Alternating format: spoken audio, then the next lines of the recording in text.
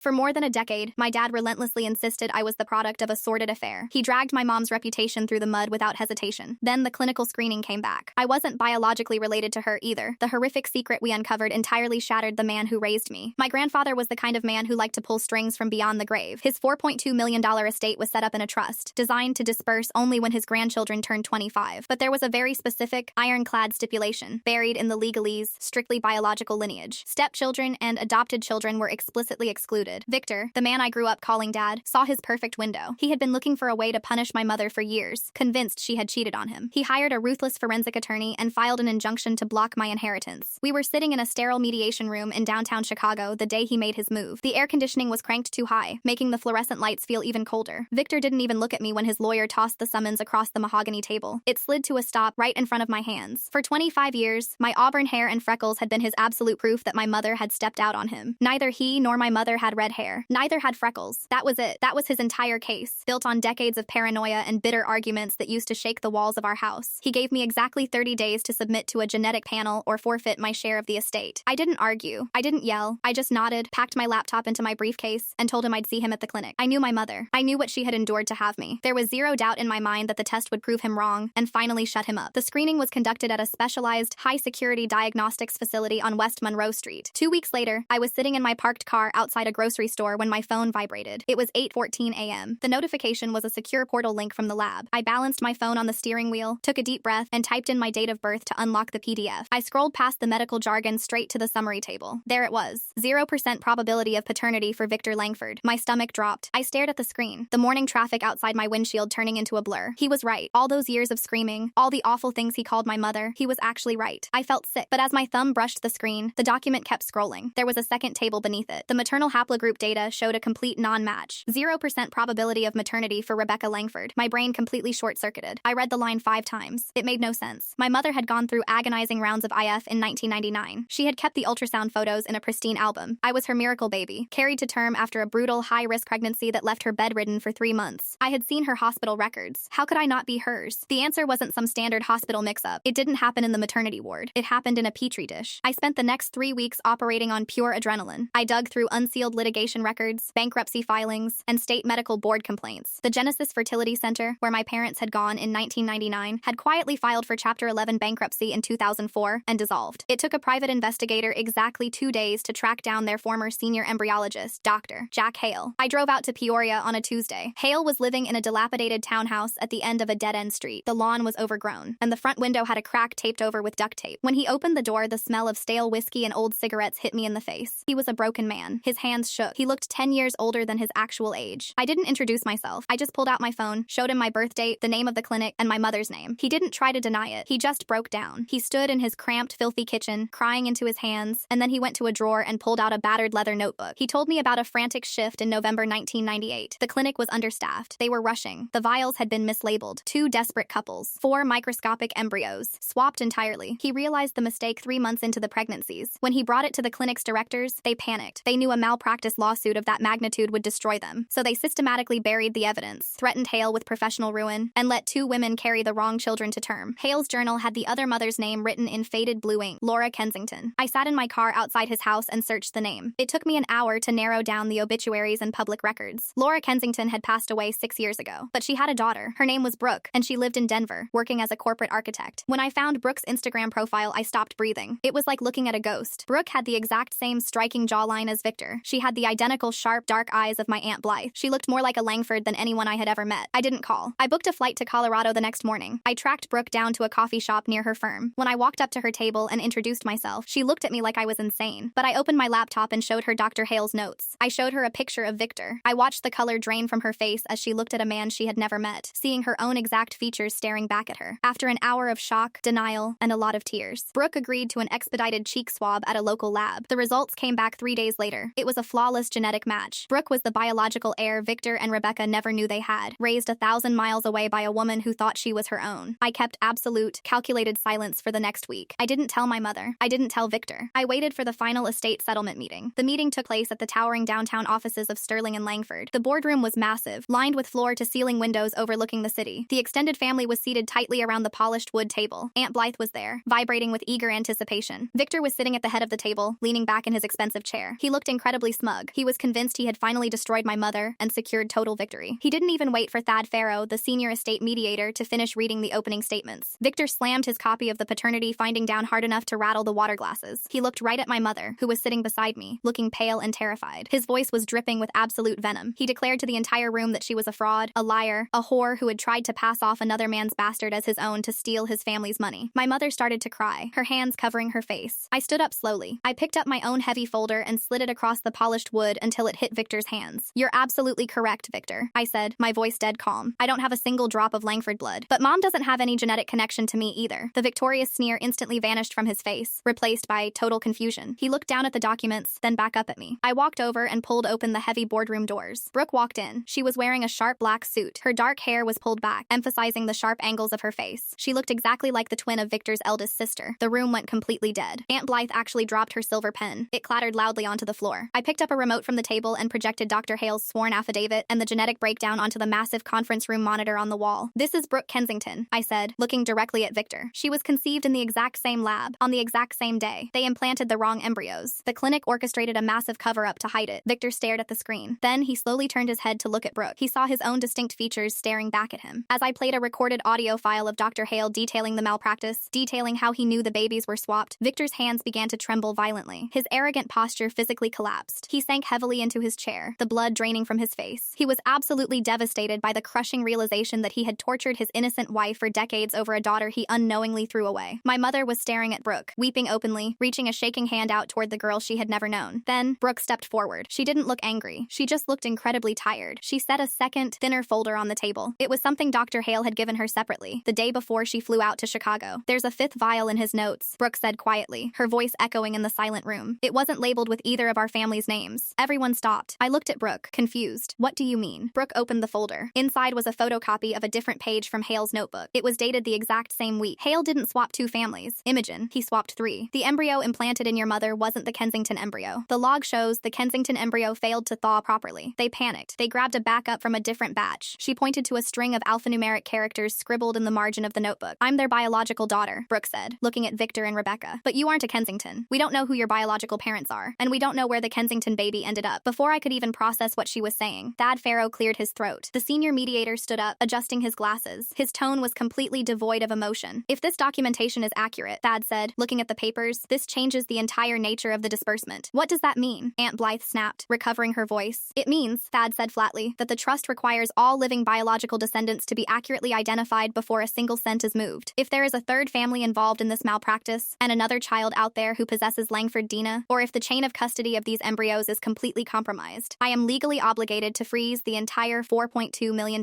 estate." "You can't do that," Victor choked out, his voice raspy. He looked wildly between Thad and Brooke. The shock was fading, and I could see the panic and the old ugly rage starting to claw its way back into his eyes. He realized the money was slipping away. "I have to," Thad replied. "Until the identity of the fifth vial is legally established, the Langford estate is in indefinite probate." Victor stood up. He pointed a shaking finger at Brooke. "She's lying. This is a setup. Imogen hired her to protect her own payout." "Victor, look at her," my mother screamed, her voice cracking. "She looks just like you." "It's a con," Victor shouted, slamming his fist on the table. "I want a court-ordered blood test, not some cheek swab from a clinic I've never heard of. I want this girl investigated, and I want the money released today." Thad didn't flinch. He just looked at Victor with the exhausted patience of a man who billed $1,200 an hour to deal with rich people's tantrums. "You can petition the court for whatever you like, Victor," Thad said smoothly, gathering his documents and stacking them with precise, deliberate movements. "But until a judge reviews these records and orders a formal paternity and maternity sequence for all parties involved, including the missing biological heir of the Kensington family and the biological parents of Imogen, my hands are tied. The trust is completely frozen. Good day." Thad snapped his briefcase shut. The metallic click echoed loudly in the silent room. Victor looked like he was going to have a stroke. His face was mottled purple, the veins in his neck bulging against his expensive silk collar. He turned his rage toward my mother, who was still trembling in her chair, tears spilling down her pale cheeks. "You did this," he hissed, leaning over the heavy mahogany table toward her. "You planned this with her. You couldn't just take the loss, could you, Rebecca? You had to burn the whole house down." I stepped between them, blocking his line of sight to my mother. I didn't yell. I didn't need to. "Don't talk to her." "You're done talking to her, Victor," he sneered at me, a look of pure, unadulterated disgust. "You're nothing. You're just some stranger's mistake. You don't even belong in this room. Neither does your money," I said flatly. "And right now, that hurts you a hell of a lot more." Aunt Blythe stood up suddenly, grabbing her leather handbag from the adjacent chair. She didn't say a word to Victor. She just looked at Brooke. Her eyes darted aggressively over Brooke's face, searching for the undeniable family resemblance, the sharp Langford jawline, the dark eyes. Blythe found it. She swallowed hard, gave me a cold, empty glance, and walked out of the boardroom boardroom without a backward glance. The rest of the extended family quickly followed suit, whispering frantically as they practically sprinted for the elevators. Getting my mother out of the building was like guiding a sleepwalker. Brooke followed us down the hall in silence. We stood in the polished granite lobby of the Sterling and Langford building, the midday Chicago foot traffic rushing past us outside the massive glass doors. Brooke looked at my mother, then at me. "I'm sorry," she said. Her voice was steady, but I could see the profound exhaustion behind her eyes. "I didn't want to blow up your family, but Dr. Hale gave me those records on my way to the airport. I had to show them to the mediator." "You didn't blow it up," I told her, keeping my grip on my mother's arm. "Victor did that a long time ago. You just handed us the shrapnel." We walked 2 blocks to a quiet, dimly lit coffee shop. The transition from the sterile, high-stakes boardroom to the smell of roasted beans and the hum of espresso machines felt surreal. My mother didn't even try to drink her tea. She just kept staring at my hands across the small round table, tracing the shape of my knuckles with her eyes, as if she were trying to memorize a person she suddenly didn't recognize. Brooke opened her thin folder and slid the photocopy of Hale's journal across the scratched wooden table. "Here is what I know," Brooke said, keeping her voice low. "My mother, the woman who raised me, Laura, she died 6 years ago. She was a single mom. She used an anonymous sperm donor. She thought I was hers. She died thinking I was hers." Brooke swallowed, looking away for a fraction of a second before bringing her focus back to the paper. "This alphanumeric code in the margin. Hale wrote it down when he pulled the backup vial for your mother, Rebecca. He grabbed it from a cryogenic storage dewar that was supposed to be transferred to an entirely different facility in the state." "What facility?" I asked. "That's the problem," Brooke said. "The page is torn. The name of the receiving clinic is gone, but there's a partial patient name attached to the batch. Just a last name." She pointed to a faded, barely legible scrawl in blue ink. Slade. It meant absolutely nothing to me, but it meant I had a biological family out there somewhere, walking around, entirely unaware that I existed. And it meant there was a Kensington baby, the child Laura Kensington was actually supposed to carry, who had vanished completely into the medical system. Before I could ask Brooke how we were supposed to track down a name that common 25 years after the fact, my phone buzzed on the table. It was a text from my mother's divorce attorney. I opened the message, and my stomach instantly dropped. Victor hadn't waited. While we were walking down the street to get coffee, he had already made his move. The attorney's message was frantic and laced with legal panic. Victor had just initiated an emergency freeze on all joint marital assets, claiming severe financial discrepancies and citing the frozen trust as grounds to lock down everything my mother had access to. The house accounts, the joint checking, her personal credit cards, everything. He was trying to starve her out. "Mom," I said quietly, interrupting her vacant stare, "did you bring your own checkbook today? The one for your personal account?" She looked up, her eyes red and swollen. "No. Why? What's wrong?" "Victor just locked the accounts. All of them." Her breath hitched. She had been a stay-at-home mother for 25 years. Victor had always controlled the finances, doling out an allowance like she was an irresponsible teenager, rather than his wife. The only real leverage we had in the divorce negotiations was the impending estate disbursement, which was supposed to secure her independence. Now, the estate was locked in indefinite probate, and Victor had successfully cut off her immediate oxygen supply. Brooke leaned back in her chair, watching the realization wash over us. She didn't offer empty pity. She just observed the situation with an architect's analytical eye. "He's panicking," Brooke said softly. "He knows what happens next. The estate lawyers aren't just going to stop with us. To legally trace the chain of custody of the embryos and clear the probate freeze, the trust will demand a full genetic map of his lineage." I stared at her. Victor had 2 older children from his first marriage, Caden and Vesper. They were 10 and 12 years older than me, living in Manhattan, coasting comfortably on the early disbursements of their own trust funds. They barely spoke to Victor, and they certainly never spoke to me. If Hale was telling the truth, Brooke continued, her dark eyes locking onto mine, and that clinic was systematically swapping vials to cover up their viability failures, what makes Victor so sure his first 2 kids are actually his? The thought hit me like a physical weight. Victor had used Genesis Fertility Center for his first marriage, too. He had bragged about it once at a dinner party, years ago, boasting about how much money he'd spent to ensure a perfect legacy. My phone vibrated again in my hand. This time it wasn't the lawyer. It was an unknown number, a New York area code. I answered it cautiously, pressing the phone to my ear. "Imogen?" a voice asked. It was sharp, clipped, and instantly recognizable. It was Vesper. I hadn't spoken to my older half-sister in 4 years. "Yes," I said. "I just got off the phone with Aunt Blythe," Vesper said. There was no greeting, no hesitation. Her voice was trembling, but not with sadness. It was pure, frantic anxiety. "Tell me exactly what you just did to the estate." "I didn't do a damn thing," I said, keeping my voice low so I wouldn't disturb the 2 college students studying at the table next to us. "Don't lie to me," Vesper snapped. Her voice was thin, vibrating with a frantic energy I had never heard from her before. "My platinum card just got declined at a client lunch." Imogen, a client lunch. "I called my private banker, and he told me the main trust has been placed in an indefinite administrative hold. Blythe won't pick up her phone. Dad's line is going straight to voicemail." "What the hell happened in that mediation room?" "Victor demanded a paternity test to cut me out," I said flatly. "It backfired." "Backfired how?" she demanded. "If you failed the test, you're out. The trust shouldn't be frozen for the rest of us. Call Thad Farrow and officially waive your share so the rest of the disbursements can clear." "I can't do that, Vesper. The biological daughter Victor and Rebecca actually conceived just walked into the boardroom with a sworn affidavit from the head embryologist at the Genesis clinic. They swapped the vials. I'm not a Langford, but I'm not my mother's biological child either." The clinic buried the mistake. The line went completely dead for 5 seconds. I could hear the faint sound of Manhattan traffic in the background of her call. Genesis, Vesper finally whispered. Yes, Mom and Dad used Genesis, she said. Her voice wasn't angry anymore. It was hollow. Dad insisted on it. They went through 3 rounds of if before they had Caden, and another 2 before they had me. I know. Imogen. If Thad frozen the estate because the chain of custody is compromised, she trailed off. The reality was hitting her like a freight train. If the clinic had been swapping vials to cover up failed thaw rates and missing embryos in 1999, there was absolutely zero guarantee they hadn't been doing the exact same thing in 1987 and 1989. Vesper and Caden's entire lives, their identities, their sprawling Manhattan apartments funded by Langford money, were suddenly resting on the exact same fault line that had just swallowed me whole. Thad isn't releasing a single dime until a judge orders a full genetic sequence for every living person claiming to be a biological descendant, I told her. Oh my God, Vesper breathed. Then, without another word, she hung up. I set my phone face down on the table. My mother was still staring at her hands. Brooke was watching me, her dark eyes calculating. Victor's older kids? Brooke asked quietly. I nodded. They're panicking. Their disbursements are cut off. Good, my mother said. It was the first thing she had said since we left the building. Her voice was raspy, but there was a sudden, hard edge to it. She looked up, her eyes locking onto mine. Victor has used that trust fund as a weapon his entire life. He used it to control his first wife, he used it to control his kids, and he tried to use it to destroy me. Let him choke on it. She took a deep, shaky breath and looked at Brooke. The tension in the air shifted, becoming incredibly heavy and fragile. This was the girl she had desperately wanted. The girl she had prayed for, bled for, and suffered through 9 months of bed rest for, only to have her carried by a stranger in Denver. Brooke, my mother said softly. I don't know what to say to you. I don't know how to do this. You don't have to say anything right now, Brooke said. Her tone was incredibly gentle. She didn't reach out to touch my mother, respecting the bizarre, traumatic boundary between them. I didn't come here to take Imogen's place. I have a life. I have a career. I just needed to know the truth, and I couldn't let him do that to you in that room. My mother squeezed her eyes shut, a fresh tear slipping down her cheek. He froze the accounts. He locked me out. You're coming to my apartment, I said immediately. You're not going back to the house. I have a guest room. I have enough in savings to cover us for the next few months while your divorce attorney files an emergency motion to unfreeze your personal assets. We'll be fine. I looked at Brooke. Do you have a hotel? I have a flight back to Denver at 8 tonight, she said. Cancel it, my mother said suddenly. Her eyes snapped open. Please. Brooke hesitated. She looked at her watch, then at the manila folder sitting on the table. Okay, I'll get a room downtown. No, I said, making a split-second decision. Come to my place. We need to figure out who Slade is. If Thad requires the entire chain to be untangled before the trust opens, we can't just sit around and wait for Victor's lawyers to stall this in court. We need to find my biological parents. An hour later, the 3 of us were sitting in my cramped, 3rd-floor apartment in Logan Square. It was a jarring contrast to the polished mahogany and floor-to-ceiling windows of the Langford world. My mother sat on my faded green sofa, wrapping her hands around a fresh mug of tea, while Brooke and I sat at my small kitchen island with our laptops open. Slade, Brooke said, typing the name into a public records database. It's not a common name, but it's not exactly rare either. If we assume they lived in the greater Chicago area in 1998, we can narrow the search parameters. They had to be wealthy, I pointed out, staring at my own screen. Genesis wasn't a standard clinic. It was boutique. They catered to high-net-worth clients who wanted discretion. They didn't even take most standard insurance. Right, Brooke agreed. So we look for property records, business registrations, or civil suits filed in Cook County and the surrounding collar counties between 1998 and 2004. We sat in silence for 2 hours, the only sound the clacking of our keyboards and the occasional hum of the refrigerator. We sifted through hundreds of irrelevant records, traffic tickets, small claims disputes, divorces. Then, at 4:15 p.m., I found it. It was buried in a digital archive of the Cook County Circuit Court docket. I got something, I said, my heart suddenly hammering against my ribs. Brooke stood up and walked around the island to look over my shoulder. My mother set her mug down on the coffee table and leaned forward, her face pale. Arthur and Coralie Slade, I read aloud, my eyes scanning the dense legal text. In September of 2002, they filed a massive civil lawsuit against Genesis Fertility Center. The charges were breach of contract, gross medical negligence, and intentional infliction of emotional distress. 2002, Brooke murmured. That's 2 years before the clinic filed for bankruptcy. Did it go to trial? No, I said, scrolling down to the resolution. It was settled out of court and sealed by a judge in January 2003. The terms were completely redacted. But look at the specific nature of the complaint listed in the initial filing. I pointed to a specific paragraph halfway down the screen. Brooke leaned in closer, reading it in a hushed voice. Plaintiffs allege that the clinic failed to properly store, maintain, and account for 6 viable embryos created in November 1998, resulting in the total loss of said genetic material. The room went dead silent. November 1998. The exact month Dr. Hale had written in his battered leather journal. The exact month the massive swap occurred. Total loss, my mother whispered from the couch. She sounded sick. They were told their embryos were destroyed. They weren't destroyed, I said, staring at the screen. My hands felt completely numb. Hale took one of them, because the Kensington embryo failed to thaw. He took me. He implanted me into you. And he told the Slades their embryos were lost, so they wouldn't ask questions. Brooke pulled her phone out of her pocket. We need to find out where Arthur and Coralie Slade are right now. She started typing rapidly, cross-referencing the names with current property tax records. It took her less than 5 minutes. She stopped typing and stared at her phone screen, her jaw tightening. What is it? I asked. Arthur Slade died in 2011, Brooke said quietly. Heart attack. But Coralie Slade is still alive. Where does she live? My mother asked. Brooke looked up at me, her expression petition was completely unreadable. She lives in Evanston. She's less than 20 miles away. Before I could even process the fact that my biological mother was a 30-minute drive up Lakeshore Drive, there was a sharp, aggressive knock at my apartment door. My mother jumped. I stood up from the kitchen island, my pulse spiking. I wasn't expecting anyone. The building required a key fob for entry at the street level, meaning whoever was in the hallway had either slipped in behind a neighbor or convinced someone to buzz them up. I walked quietly to the door and looked through the peephole. It was a man in a sharp gray suit. He was holding a thick manila envelope. I unlocked the deadbolt and pulled the door open a few inches, keeping the chain engaged. "Can I help you, Imogen Langford?" he asked. "Yes." He slipped the thick envelope through the crack in the door. "You've been served." He didn't wait for a response. He just turned and walked quickly down the hall toward the stairwell. I shut the door, my hands shaking, and ripped the envelope open. Brooke and my mother were standing right behind me. I pulled out a stack of legal documents printed on heavy, watermarked paper. It was an emergency petition filed in the state Supreme Court by Victor's legal team. "What does it say?" my mother asked, her voice trembling. I scanned the first page, the legal jargon swimming in front of my eyes until I hit the core demand. "He's not just contesting the estate freeze," I said, my voice tight. "He's filing a civil suit against you, Mom, and against me. He's claiming intentional fraud, conspiracy to extort, and," I swallowed hard, reading the final line, "he's petitioning a judge to compel the immediate exhumation of his father's grave to prove the original DNA sample on file for the trust is fraudulent." I dropped the papers onto the kitchen island. They hit the faux granite with a heavy, final smack. "He wants to dig up his father?" Brooke asked, pulling the petition toward her. She scanned the dense paragraphs, her brow furrowed. "Is a judge actually going to sign off on exhuming a 12-year-old corpse over a trust dispute? If you pay a lawyer $1,000 an hour, they'll file a motion to exhume the Pope," I said, rubbing the back of my neck. The adrenaline of the boardroom was wearing off, leaving behind a massive, throbbing headache. Grandfather Langford's DNA was drawn and cataloged by a private medical proxy during his final hospital stay. That sample is the baseline for the entire trust. Victor is claiming the proxy was bribed by my mother to swap the sample, thereby guaranteeing a payout for me even though he suspected I wasn't his. "That's insane," my mother whispered. She hadn't moved from the couch, but her hands were gripping the edges of the cushion so tightly her knuckles were white. Arthur Langford was the only man Victor ever feared. He was terrified of him. To desecrate his grave just to spite us? It's not just spite, Mom. It's math, I said, pointing to the bottom of the second page. "He knows the trust freeze is going to financially starve Caden and Vesper. He needs the court to invalidate the original DNA records, so Thad Farrow's requirement for a full biological trace gets thrown out. If the baseline DNA is legally compromised, the trust's strict biological clauses become unenforceable. The money defaults to the primary executor's discretion, which is Victor." Brooke flipped to the third page. "He's also suing you both for $5 million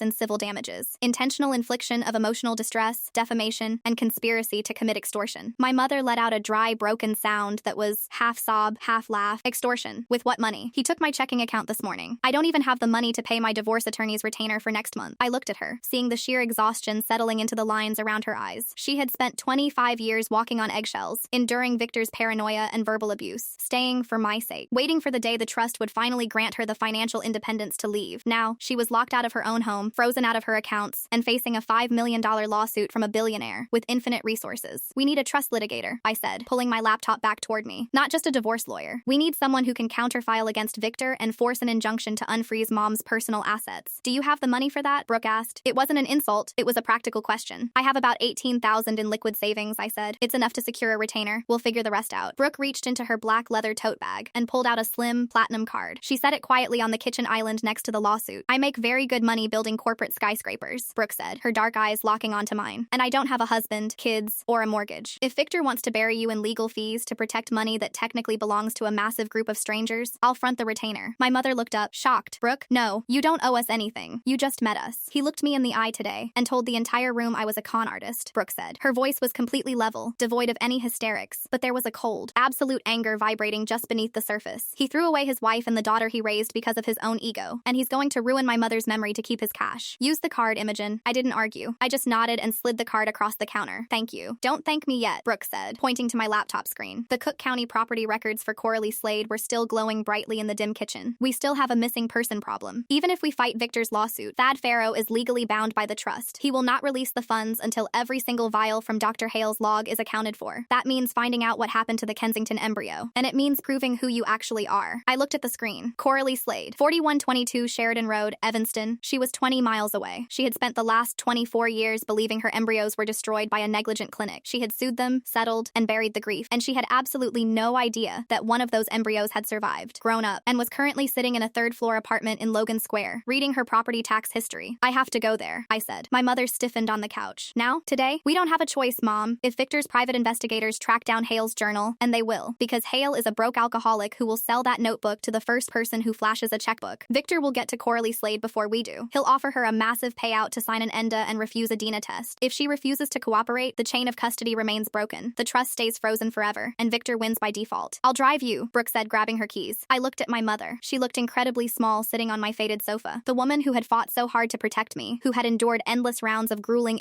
was suddenly facing the reality that the child she had protected wasn't hers, and the child who was hers was an adult stranger standing in the kitchen. I'm going to stay here, my mother said softly, answering the unasked question. She didn't look at Brooke. She looked at her hands. I need to call my attorney. I need to figure out what I'm going to do about my clothes, my things. I don't even have my medication. I'll go to the house tomorrow with a police escort to get your things, I told her. I walked over and kissed the top of her head. Don't answer the door. Don't answer calls from unknown numbers. Just rest. She reached up and squeezed my hand. Are you going to bring her back? It was a quiet, cutting question. She meant Coralie. The maternal insecurity was so raw it physically hurt to hear. I'm just going to talk to her, Mom. That's all. Just gather information. Brooke and I walked down the 3 flights of stairs to the street. The late afternoon air was thick and humid, the sky turning a bruised purple as a summer storm rolled in off Lake Michigan. Brooke's car was a sleek, dark gray Audi parked down the block. We got in, and the interior smelled like expensive leather and cold air conditioning. The drive up Lake Shore Drive was silent for the first 20 minutes. The traffic was brutal, red taillights bleeding into the gray dusk. I watched the water out the passenger window, my mind running through 100 different ways to knock on a stranger's door and tell them their life was a lie. Do you think Laura knew? I asked quietly, breaking the silence. Brooke didn't take her eyes off the road. My mom? No, absolutely not. She was the most honest person I've ever known. She wanted a baby so badly. She bought donor sperm, she picked out a profile she liked, and she trusted the clinic to handle the rest. When I came out with dark hair and dark eyes, she just assumed it was the donor's genetics. She loved me. She never once questioned it. Victor questioned it every single day, I said, resting my head against the cold glass of the window. Every time I laughed too loud, every time I disagreed with him, every time I got a grade he didn't like. He always said, that's not Langford behavior. He was always looking for the ghost of the man he thought my mother was sleeping with. He's a miserable bastard, Brooke said simply. You're lucky you don't share his blood. Maybe, I said. But right now, I don't know whose blood I share. We exited the highway and drove into Evanston. The houses grew larger and older, set back from the street behind massive oak trees and wrought iron fences. It was quiet, insulated money, the kind of neighborhood where people lived for 30 years without ever speaking to their neighbors. We pulled onto Sheridan Road and slowed down. Number 4122 was a large, colonial-style brick house with dark green shutters and a sprawling, perfectly manicured front lawn. There was a silver Volvo parked in the circular driveway. Lights were on in the downstairs windows, casting a warm yellow glow onto the wet pavement. Brooke parked the Audi on the street, cutting the engine. We just sat there for a minute, staring at the house. If she slams the door in your face, Brooke said, don't push it. We can have a lawyer draft a formal letter. We just need to establish contact before Victor does. I know, I said. I got out of the car. The humidity hit me immediately, heavy and oppressive. I walked up the long driveway, the sound of my shoes crunching loudly on the gravel. My chest felt tight, my heart beating so hard I could feel it in my throat. I climbed the 3 brick steps to the front porch, took a deep breath, and pressed the heavy brass doorbell. I heard a chime echo deep inside the house. A moment later, a shadow moved across the frosted glass of the front door. The deadbolt clicked, and the door pulled open. The woman standing in the doorway looked to be in her mid-60s. She was wearing a tailored beige sweater and dark slacks. Her hair was silver, cut into a sharp, elegant bob, but it was her face that made the breath catch in my lungs. She had my nose. She had the exact same faint scattering of freckles across the bridge of it, and she had my auburn hair. I could see the residual reddish tint in the silver, exactly the shade mine turned in the summer sun. It was like looking into a distorted mirror that was reflecting 30 years into the future. Coralie Slade looked at me. Her expression was polite but guarded, the standard expression of a wealthy homeowner dealing with an uninvited guest. Can I help you? She asked. Her voice was crisp, with a faint, polished Midwestern accent. I opened my mouth, but the rehearsed legal explanation completely evaporated from my brain. I just stood there, staring at the face that matched my own, unable to form a single coherent word. Coralie's polite expression began to falter. She squinted, leaning an inch closer, her eyes scanning my face, my jawline, my hair. I saw the exact moment the polite confusion shattered and turned into something entirely different. The color completely drained from her cheeks. Her mouth opened slightly, but no sound came out. Mrs. Slade, I finally managed to say, my voice trembling. My name is Imogen. I know about the Genesis Clinic. I know about the settlement. Coralie took a step backward, one hand flying up to grip the edge of the heavy wooden door. She looked terrified. Who sent you? She demanded, her voice suddenly sharp and breathless. Did they send you? Did who send me? I asked, confused. I signed the ENDA, Coralie said, her voice rising in panic. She looked past me, checking the street, her eyes locking onto Brooke's car. I haven't spoken to anyone. I haven't violated the agreement. Tell them I haven't said a word. Mrs. Slade, I don't know who you're talking about, I said, holding my hands up, trying to calm her down. I'm not here about the ENDA. I'm here about Dr. Hale, the embryologist. Hale is dead, Coralie snapped, her eyes snapping back to me, wide and frightened. I froze. What? No, he's not. I just saw him 3 days ago in Peoria. Jack Hale died in a house fire yesterday morning, Coralie said, her voice dropping to a harsh, ragged whisper. It was on the local news. They said he fell asleep smoking. Now tell me who you are and why you have my face, or I am calling the police. I am the embryo they told you was destroyed, I said. The words hung in the thick, humid air between us. Coralie stared at me, her hand still gripping the heavy wooden door, her knuckles turning white. She didn't move toward the phone. phone. She didn't call the police. She just looked at my face, tracing the bridge of my nose, the curve of my jaw, the exact shade of my hair. They told us it was a catastrophic equipment failure, she whispered, her voice cracking. They said the cryogenic seal broke, that there was nothing left to salvage. They lied, I told her softly. Doctor, Hale took one of your viable embryos to cover up a mistake he made with another family. He implanted me into a woman named Rebecca Langford. She raised me, and she had absolutely no idea until 3 weeks ago. Brooke stepped up onto the porch beside me, keeping her distance, holding up the photocopy of Hale's journal. We have the logs, Mrs. Slade. We aren't here for money. We aren't here to expose your settlement. We just need to legally establish the chain of custody so the Langford estate can be unfrozen and Victor Langford can't destroy the woman who raised Imogen. Coralie looked at the paper, then back at me. A single tear spilled over her lower lid, cutting a line through her expensive makeup. She stepped back and opened the door wider. Come in, she said. We sat in her immaculate living room for 3 hours. Coralie didn't have a husband anymore, and she had never had another child. The Genesis settlement had paid off her mortgage and padded her retirement, but it had bought her silence at the cost of her only chance at a family. When I explained what Victor was doing, the lawsuit, the attempt to freeze my mother out of her own home, the petition to exhume Arthur Langford, a hard, cold anger settled over Coralie's face. She stood up, walked to a heavy oak bookshelf and pulled out a locked metal firebox. She set it on the coffee table and opened it with a small brass key. When Arthur and I filed the lawsuit in 2002, Coralie said, pulling out a thick stack of yellowing documents, we didn't just sue them for negligence. We hired a private investigator to dig into their waste disposal records. We wanted to know exactly when and how our embryos were destroyed. The clinic panicked. They offered us $2 million to seal the records and drop the suit. But before I signed the ENDA, I demanded their internal transfer logs from November 1998. She slid a stapled packet of papers across the glass table. I thought these proved they threw my children in a medical incinerator, Coralie said, her voice shaking. But if what you're saying is true, these are the unredacted batch numbers. This is the entire chain of custody. It shows exactly which Duor every vial was moved to during that shift. Brooke opened the packet. Her architect's eyes scanned the columns of alphanumeric codes. She stopped on the 3rd page, her finger tracing a line across the paper. Here, Brooke breathed. This is the missing link. The Kensington embryo. The one Hale thought failed to thaw. It didn't fail. It was mislogged by a nursing assistant and transferred to a secondary storage facility in DuPage County. It's still there, frozen. The puzzle was completely solved. There was no missing child walking around. The final embryo was accounted for. Coralie had the original documentation that predated Hale's journal by 2 decades, and the DNA matrix was completely traceable. 2 weeks later, we were back in downtown Chicago, but this time, we weren't in a mediation room. We were in a closed session of the Cook County Probate Court. Victor sat at the petitioner's table, looking entirely too confident in a bespoke Navy suit. His $5 million lawsuit had forced this emergency hearing. He was flanked by 3 high-priced attorneys. My mother sat beside me at the respondent's table, wearing a simple gray dress, looking exhausted but resolute. Brooke was seated in the gallery right behind us, having flown back from Denver for the morning. Next to her sat Coralie Slade. When the judge called the session to order, Victor's lead attorney stood up and launched into a sweeping, theatrical argument about fraud, corrupted DNA samples, and the absolute necessity of exhuming Arthur Langford to protect the integrity of the trust. Our lawyer, a ruthless, incredibly expensive trust litigator Brooke had hired off her platinum card, didn't interrupt. He let Victor's team talk for 20 minutes. Then, he calmly stood up and approached the bench. Your Honor, our lawyer said smoothly, the petitioner's entire argument rests on the assertion that the biological lineage cannot be established without desecrating a grave. That is demonstrably false. He handed 3 thick-bound folders to the clerk. We are submitting a complete unbroken chain of custody for the Genesis Fertility Center error of November 1998, supported by original, unredacted clinic logs from 2002. Furthermore, we are submitting 3 certified, court-ordered DNA panels. The first proves 0 genetic relationship between Victor Langford and Imogen. The second proves a flawless maternal match between Imogen and Coralie Slade. The third proves a flawless paternal and maternal match between Victor Langford, Rebecca Langford, and Brooke Kensington. Victor's smug expression faltered. He leaned forward, whispering frantically to his attorney. The biological requirements of the Arthur Langford Trust have been entirely satisfied, our lawyer continued, turning slightly to look directly at Victor. Brooke Kensington is the sole, verified biological descendant of Victor Langford from that cycle. However, since the clinic's malpractice has now been legally documented on the public record, Thad Farrow and the estate executors have updated their requirements. Victor stood up, his face flushing red. What requirements? Sit down, Mr. Langford, the judge snapped. Our lawyer didn't miss a beat. The trust now requires Victor Langford's 2 older children, Caden and Vesper, to submit to identical genetic testing before their stipends are reinstated, given they were also conceived at Genesis Fertility Center during the same window of documented malpractice. The silence in the courtroom was absolute. Victor opened his mouth, but nothing came out. He looked at his lawyer, panic finally breaking through his arrogant facade. He knew exactly what this meant. If Caden and Vesper refused the test, which Vesper had already angrily informed me they would, they forfeited their shares. If they took it and failed, they lost everything. The judge reviewed the documents for 10 agonizing minutes. Then, he picked up his gavel. The petition for exhumation is denied, the judge said, his voice echoing in the wood-paneled room. The civil suit against Rebecca and Imogen Langford is dismissed with prejudice for lack of standing and evidence. The administrative hold on the Arthur Langford Trust is hereby lifted, and the executors are ordered to disperse the funds strictly according to the verified biological data presented today. He slammed the gavel down. It was over. Victor just stood there, staring at the polished table. He had spent his entire life using his father's money as a weapon to control everyone around him. He had blown up his marriage, dragged my mother through hell, and tried to ruin me, all to secure a payout he believed was his divine right. And in doing so, he had handed the entire $2 million estate directly to Brooke, a daughter who owed him absolutely nothing and despised everything he stood for. As we walked out of the courtroom, Victor's lawyers were already packing their briefcases, their billing hours completed. Victor stood alone in the aisle. He looked older, smaller, his shoulders slumped. He looked up and met my mother's eyes. For the first time in 25 years, Rebecca didn't flinch. She didn't look away. She just adjusted the strap of her purse, turned her back on him, and walked out the heavy wooden doors. That afternoon, we sat in a quiet Italian restaurant on the river, just the four of us. My mother, Brooke, Coralie, and me. Brooke had already called Thad Farrow. When the estate dispersed next month, she was transferring half of the liquid assets directly into a newly formed, irrevocable trust in my mother's name. It's back pay, Brooke had told her, refusing to take no for an answer, for putting up with him. My mother's divorce was finalized 3 months later, without the leverage of the frozen estate and facing massive legal bills from his failed stunt. Victor's attorneys forced him to settle. My mother kept the house, her accounts, and her dignity. Victor moved into a smaller condo downtown. Vesper and Caden stopped speaking to him entirely, furious that his paranoia had exposed the clinic's secrets and threatened their own lifestyles. I didn't lose my mother. I just gained another one. Coralie and I started slow, coffee on Sunday mornings, occasional texts, navigating the bizarre reality of sharing a face and a genetic code, but having zero shared history. It was awkward and heavy, but it was real. I still have auburn hair and freckles. I still laugh a little too loud, and I still don't act like a Langford. But sitting at that table by the river, watching my mother smile as Brooke ordered a bottle of wine, I finally understood something Victor never could. Blood doesn't make a family. And sometimes, the best thing that can happen to you is finding out you don't belong to the people who tried to break you.